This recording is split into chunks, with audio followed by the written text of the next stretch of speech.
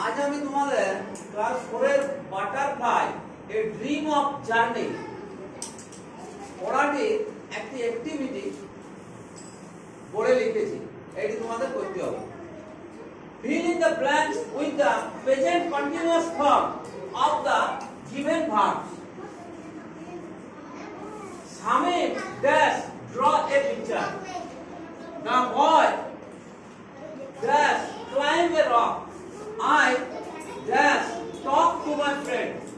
They dash cross the desert. তাহলে এইগুলোতে কি করতে হবে? প্রেজেন্ট কন্টিনিউয়াস ফর্ম বোঝ করাতে হবে। এই যে ব্র্যাকেটে যে ভার্বটা আছে, তাহলে এর নিয়মটা কি?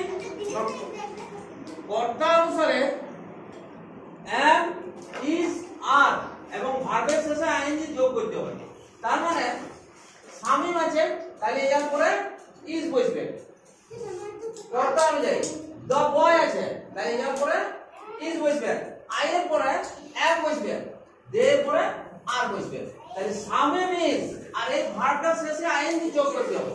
drawing, the boy is climbing, I am talking, they are crossing. তাহলে এইটি তোমরা খাতায় আমাকে পড়ে দেখাও।